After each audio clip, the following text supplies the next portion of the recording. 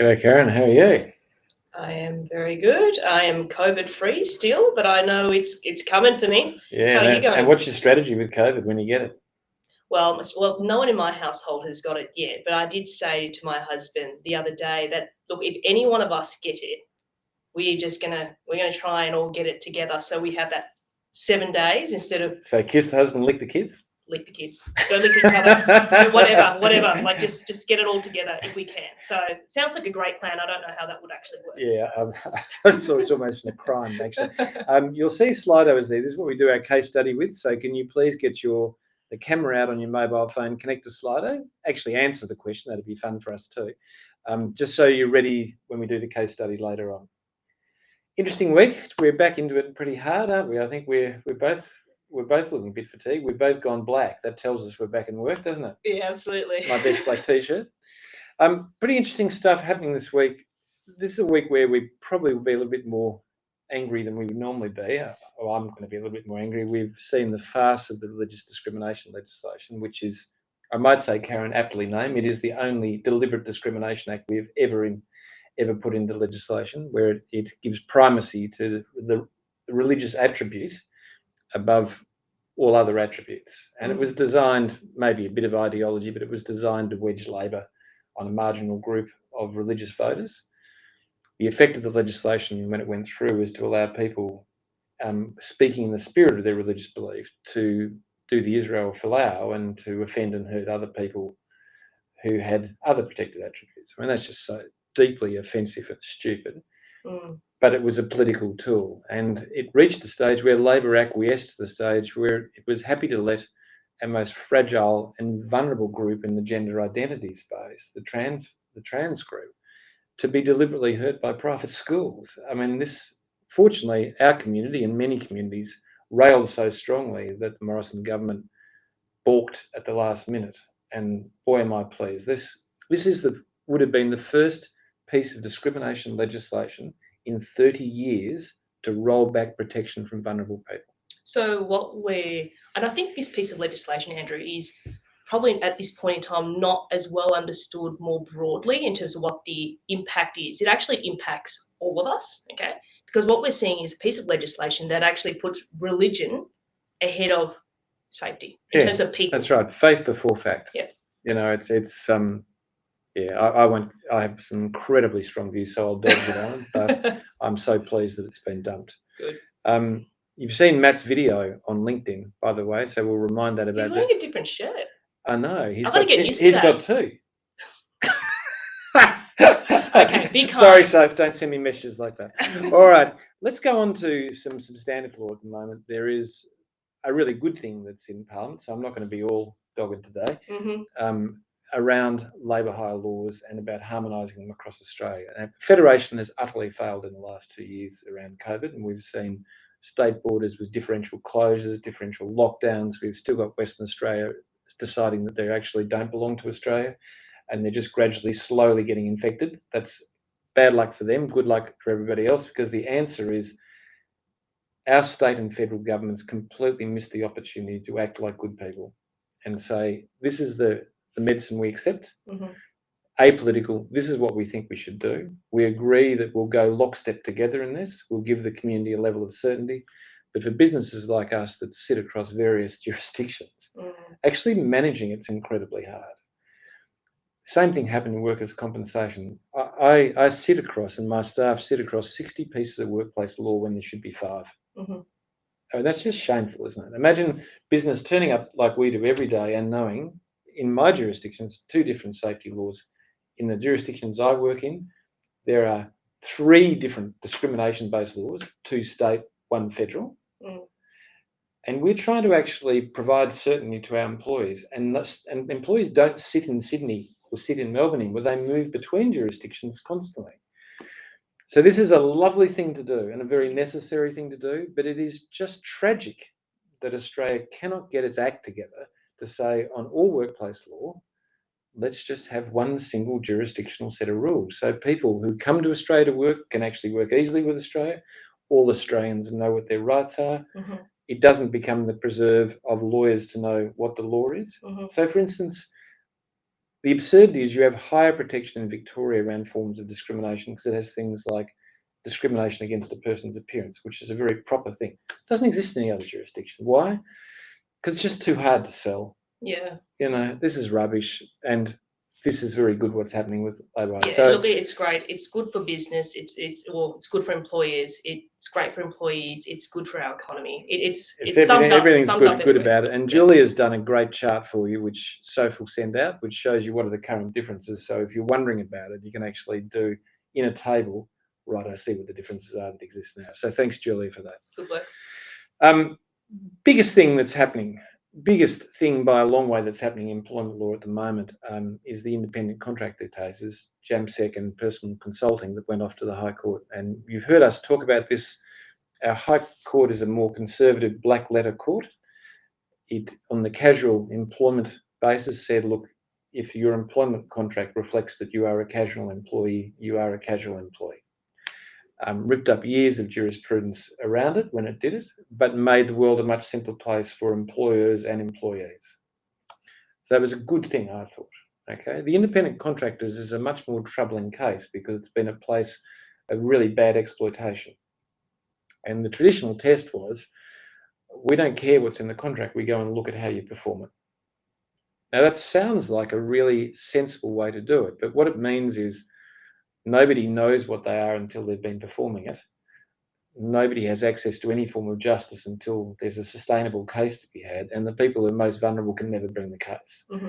So it failed in a whole number of ways. And what this High Court did is once again go back to black letter and said, look, the contract is the crucial document.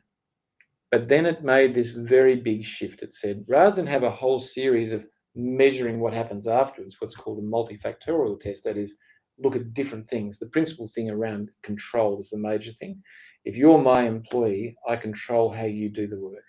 If you're my independent contractor, I get you to do the work, but you control how it's done. That's the fundamental difference.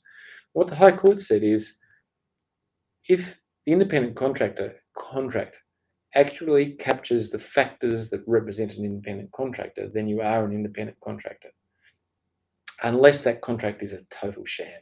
And then you go back to it. So you can't escape sham, okay? And the Fair Work Act wouldn't allow you to escape sham in any event. But this is really good for a whole lot of people because it's the opening the door to the gig economy. But what you can't do is have your cake and eat it too, okay? I want you to understand that you can't say, here's your contractor agreement, Karen, it's called independent contractor, but then have terms which control how you exercise the job that you do like an employee, because then you will be an employee. Now, like we did with casual contracts, I'm really happy for you just to send through questions or contracts, and I'll send you off to Matt, who is our expert on this. And it's not going to cost you anything, just send it through and Matt will tell you, no, you're going to struggle with this. This is what the problems are, and you can make decisions from them. But this is a chance to reset your business around independent contractors. And at the moment, if you look at our business, we use them. And the reason we use it is we're in a highly disrupted workplace environment where there's huge ebbs and flows. They're no longer ebbs and flows, they're peaks and troughs. Mm-hmm. And we've got to manage the resource that we provide to you. So if you do this right, you have that protection. And for the people who are working in the growing gig economy, this is a chance to say, I can have you as an independent contractor and not have a raft of litigation coming my way later and costs, but I have to understand that I educate and train people to be able to do their work and control their own work. I don't control them. I can have rules as to when they go to work, when they do the work, but what I can't do is tell them how to do the work. Okay? Yeah, I think it's great, Andrew, because what it allows, if we have the contractually, if we have that sorted, it allows us to focus our time and energy on the deliverables in terms of what is the work, what is it that needs to be done, service levels, KPIs. And who does it? And that's good for business. That's good. That's exactly what we need to do. This is what it should be about, and I think it's great. Yeah, so I think this is a decision that understands that we have a disrupted workplace economy. It's going to be disrupted for a long time, and this is a clear and easy and enforceable way through for everybody. So I commend it. Please send in your stuff and Matt will check it out for you. We've got a really interesting case of Karen and Westpac, which is a classic sexual misconduct case. We're doing it today not because it creates any new law, but it really shines a light on the complexity around managing misconduct, particularly sexual misconduct and bad behaviour when people are not directly in a workplace, and you and I spoke about doing it because there is no workplace. And look, these cases will keep occurring, and we'll keep bringing them up because they are so relevant. Yeah, and because the workplace is so refracted now. So this is not this guy went to a function, grabbed a woman on the buttocks of the function. It was a work event that was occurred. It was one that was arranged and was a deliberate event. 4 hours later, like so many people in Melbourne, he found himself at the casino, probably not in the best state of affairs. He was abusive to a couple of women who he didn't actually work with. Going to the casino was not something that was condoned or controlled by the organisation. There was a significant period of time. He was sacked. He went to the Fair Work Commission and said, it's not appropriate. I shouldn't have been sacked. The Fair Work Commission said, look, the sexual misconduct is enough on its own, and was it a work function? Therefore, you're gone. It's not a work function nor something that we could say is conduct warranting termination or discipline what you did when you went to the casino, because it wasn't anything that was condoned, and there was such a separation in time and people. I don't think the latter part of that decision is the flashiest part of the decision, I might add, and there is some case law that sits around it. But what it comes down to is this issue, which we'll deal with in the case study, of what is work and what is not work. And there's no problems. That the law is really odd. It says if you get injured as a result of somebody else's misconduct, then what is work is extended a long way.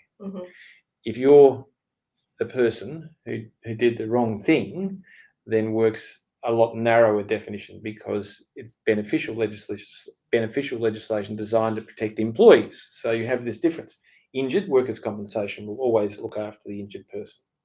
Sitting in the middle of that is this complexity that safety law doesn't like extending the workplace, because it has a very definite definition of what a workplace is.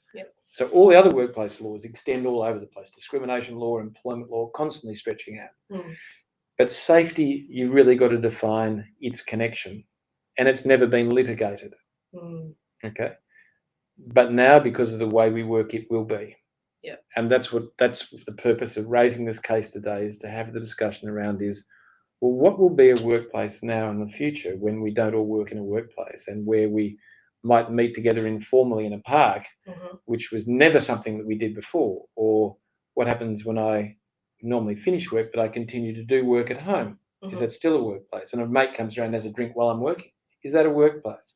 So interesting decision, not a particularly good decision, not a highly sophisticated piece of analysis in it, but brings you back to this thing of what is work, and we just wanted to agitate it. What is work? But from a managerial point of view, Andrew, like, what does that mean for me as someone who is responsible for people?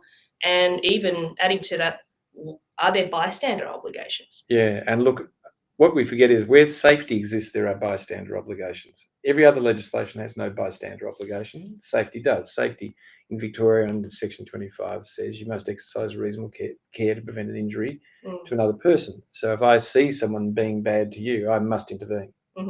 I know nobody applies it that way. That's because they don't read the bloody legislation.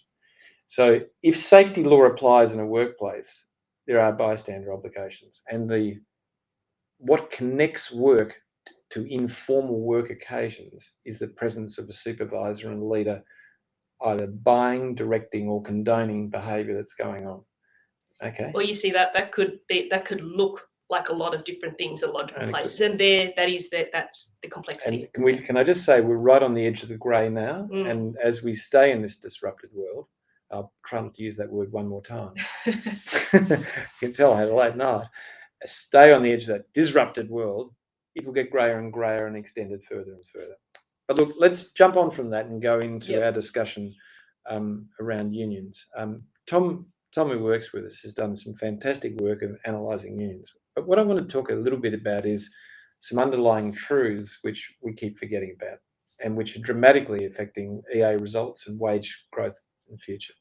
There's relatively low wage growth and expectation around wage growth. Most enterprise agreements are going between around about 2 up to about 2.75. Big difference than 4 years ago. Last year, underlying inflation went at 3.5%. But the true inflation, consumer inflation, was at 4.5. That's groceries, petrol, building products. And that's not just supply chain issues. But the problem with that type of growth is that it doesn't go down. So a lot of other underlying inflations can go up and down, but consumables don't go up and down. They stay up, which means we're starting to get a gap between wage growth and true CPI, which means people are starting to hurt. But so is business.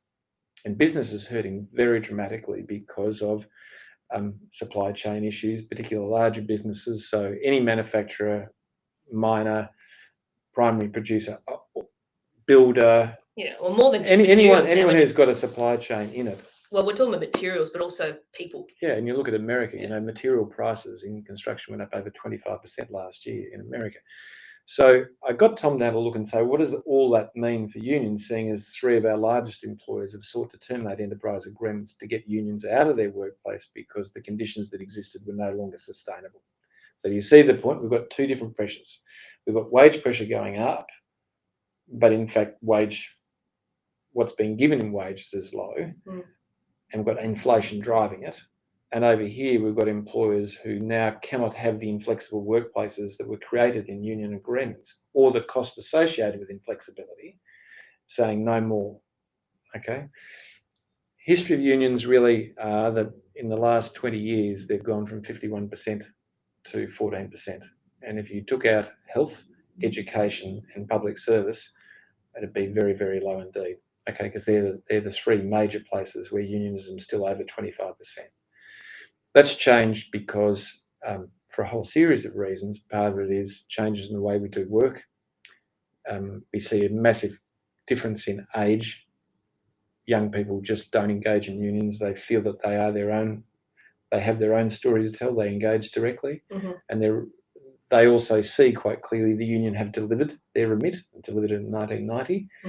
And what they're trying to do now is to do things which young people don't particularly want. The people who are holding on to unions are older, often frailer people, like older nurses who are single income families who are hurt and need protection, and quite rightly use a union to protect them around it. And COVID taught us that what people are really seeking is direct engagement, trust and support with employers. And that is the death of unions. Okay, so an interesting process to talk about, but what's really important of all of this, I guess, is I presented those facts and figures, and I'll get Tom to publish his article with you, which tells you the genesis of all this and why, because I want you to focus on unions are there because you fail. Okay, and they're a necessary institution, and I support them. Because if you fail, someone must protect people, and we've always been and always will be a people first law firm and consulting firm, but also because it's the best way to have the most productive, healthy workplace, which is just common sense. So, interesting state of play. Let's just turn over to your discussion around what it means to you and how it actually plays out in real life. Yep, sure. Thank you. All right. So, with that, I will say that, look, Andrew, having come from the union movement myself, and unions organise, how unions work is that we organise around issues. All right, so local issues in terms of the site itself, in terms of the membership base, and certainly there are more broader issues around advocacy that gets done too. What we've had over recent years is that there's a lot going on, and in terms of the unions have not been able to respond to those issues and provide the level of support and engagement that's needed to be able to carry on and grow and be influential and important. So what that creates, it creates an opportunity for employers to engage with people properly, okay? Because I've always said that whoever engages better wins. Yep. Right? So these are a couple of areas here on this on today's slide around what you can look at to create positive employee engagement. We're living in a world of uncertainty at the moment. So how you correct that is by creating certainty. You create certainty by having dialogue, an honest dialogue about what's going on, what you can do, where you're hurt, being there to actually listen to people and support people. That is absolutely key. Capability. So we're talking about making sure that with what we have and what we're going through, that people are clear about what they need to do, and as employees are clear about what they need to do, that they're important, that they're part of the picture, and they're supported. And I'm talking about resourcing wise, I'm talking from good management leadership as well. That is also important. That's something that you should already have in place. And if not, invest in that and doing that right. Recognition, and by recognition, we're talking about rewarding performance, loyalty, and growth in a meaningful way. So people. And how much are we doing? At the moment, we've got 3 or 4 businesses where we're actually creating reward systems in traditionally non-reward based to actually hold on to talent. Absolutely. And to build capability. So, this is a thing which brings them together into multiple streams of delivery with a bigger bang at the end of it. It's good for employees. It's good for business. So autonomy, that comes down to trust and confidence in terms of letting people, once they're clear and capable, letting them get on with it and do their work and feeling trusted just by their peers, but also their managers and organisation. Connection, that's the relationship and care factor with team leaders, supervisors, managers, feeling that sense of belonging. And lastly, and this is where it goes when all these things go, where there's an issue, access and action. The ability and the confidence to actually go to somebody within the organisation to raise a concern, a grievance, or it could be something positive, a suggestion, an improvement opportunity, be heard and do something about it. And if there's a problem, fix it. It's interesting. Can I just say, Margaret just raised the fact about union, let them know about the 450 levy for superannuation. And that's great. The union get out before our own organisations get out to actually explain how things affect people. And I think there's an example. Unions will always remain a really valid information base and supporter. But the answer for us is, as employers, what should we be doing? Absolutely. And that's it. So, you get rolled up on certain things. I get very rolled up at dinner parties as well, Andrew. Not that we're having them lately, but around the importance of unions. They play a role. But in terms of getting the most out of your people and keeping people happy and engaged and productive, which is what we're talking about, there's things that we can do. And that's me. Okay. Well, look, that's great. And I guess what we're trying to say is, please take, rather than sit on the received wisdom of 3 or 4 years ago, which was the embattled argument that there's a fight between a third party and you, do what COVID taught you. Talk to people, connect, engage, respond to what their needs are, build their capabilities, build their engagement with the team, make them feel important, and you succeed. And then unions only exist where you fail. All right, let's jump on to the case study, and I'll see if I can manage it a little bit better this week. It's been beautifully crafted for you, Karen. Can I just thanks, say? Andrew. Off you go. You're so thoughtful and considerate, aren't you? Let's go. Okay, so today's case study. Personal integrity garments, PIG, made PPE clothes for the construction industry. Neith was a store clerk at the PIG warehouse. She was a shy girl from a very traditional Egyptian family. Nadine Strathmiger, the GM at PIG, arranged a social night at a local bowling club to celebrate PIG's multicultural family. Staff were encouraged to attend in national dress. Alcohol could be purchased at the club. Neith did not drink. Others did, some excessively. The event finished at 8 p.m. as planned, and the warehouse team stayed behind to clean up. They were not asked to, they just wanted to. Afterwards, they decided to meet at McDonald's for a burger, and Nadine offered to pay. Neith didn't want to join them as her parents expected her home over an hour ago, but Carol, her best friend at work, had driven her to the event and was her lift home. Carol suggested they go, stay just for 10 minutes to have a burger before they drove home, and Neith agreed. Oscar, another worker at the pig factory, was drunk. He was swearing and had said some very bad things to people during the event at the club. Neith was always awkward around him because she had been taught good men are reserved, humble, and respectful, and he was the antithesis of that. Antithesis. Oh my God. I got it in. I knew it'd work. I got a couple more in there too. Okay, well, let's see. Oscar walked over to Neith and bumped Carol out of the way. He grabbed Neith in a big hug and tried to kiss her. She pushed him away and laughed, patted her buttocks, and said, "Frigid bitch." Okay. Are we allowed even to say that? Okay, anyway. Well, you did. I didn't say it. Okay. The drunkenly meandered off to order a burger. Neith cried and ran out of the store, feeling violated. Carol eventually found her crying around the corner and returned her home. Well done. Okay, so we're going to do the first question now. So make sure you got your Slido up and running. Was PIG liable for sexual harassment? And the key issue here is the vicarious liability. Is there something that they did that made them liable rather than just Oscar? Now let's see how we go. I'm doing it better this week. Do you notice that? I'm not getting frustrated. So Is this the time when I start explaining the answer, Soph? You've got to give me a nod. No, I'm told no. I've got to wait for the results to come in. I'm looking at Soph out of the corner of my eye here. She's giving me the look. 4. See, we're getting a countdown. Now, this is really good. 2, 1. So what are the results, Soph? Yeah, so the results are mostly yes. The reason they are liable is very, very simple, and they are liable. They didn't have a process that provided people with a safe working environment. The leader of the organisation was at the burger place when it occurred. Mm-hmm. They'd allowed excessive drinking, like in Westpac decision, which was heavily criticised. So they created the levels of risk and placed an individual worker at risk. So, short answer is they are vicariously liable because they created the risk and condoned the breaches of the risk while they were occurring. Okay, let's go to the next question. Could Oscar's employment be legally terminated? Now, Oscar was the person who sexually harassed Neith. And the question here is, would he have defences if could he say he had a right for unfair dismissal? Could he say he had a right for adverse action? Is there anything he could raise to say you couldn't lawfully terminate me?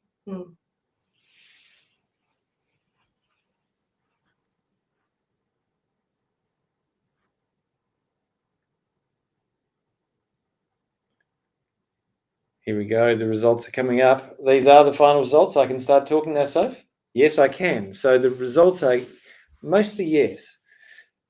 We don't know his personal circumstances. So for the 7% of people who said, I'm not sure, which I think it is, yes, we don't know what his personal circumstances. And there's been cases like Keegan and Leighton where people who did these types of things kept their employment despite it.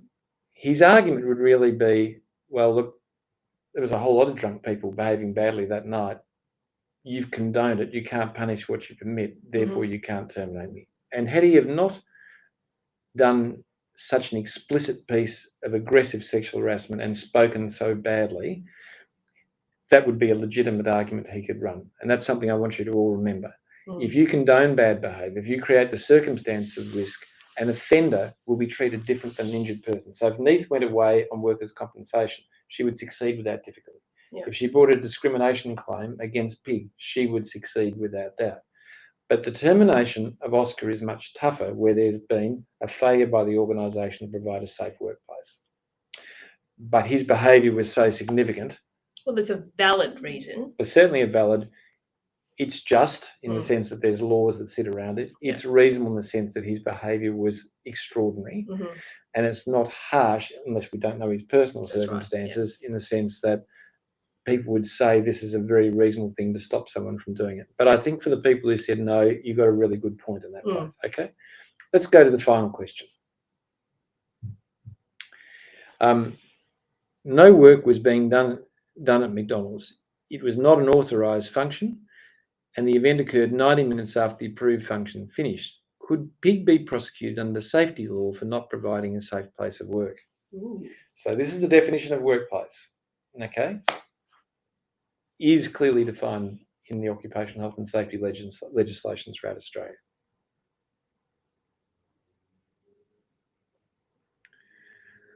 All right, we've got results in, Soph. Is that correct? We have them? Correct weight? Yes, we've got correct weight. All right, so what we're seeing is a bit of a split decision there, and that actually is probably a really healthy split. In the sense, I think that Nadine's presence probably would say, with a group of people who work together, condoning a group of people working together in a group, even though Oscar came in from the outside of that group, I think safety law would put its arms around and say to Nadine, as both an officer and the supervisor, 2 different obligations, you certainly had responsibilities to provide a safe place of work and you failed to do it. Yeah. I think the likelihood of prosecution is incredibly small, but that's partly because regulators haven't got here yet. Mm-hmm. Okay? Will they get here? I think they will. Like they're getting there with bullying, and we're starting to see the first prosecutions around bullying. Now that we've got this different world about what is a workplace, I think we'll start seeing more prosecutions in informal workplaces or extensions from a workplace. But what I want to, the purpose of me doing it today is to highlight to you there was a supervisor there. Mhm. You never take off your supervisor hat. Now, look, we're running a little bit late, so thank you very much for that. We look forward to seeing you next week. Thanks so much for coming along. Thanks for coming along, Karen. Yeah. Remember, kiss and lick your kids if you get COVID. Do it in one go. Maybe not. Yeah. All right, guys. See you later. Lovely to see you. Karen Murphy, too. Lovely to see you back. Okay, All right. bye-bye. Bye, everyone.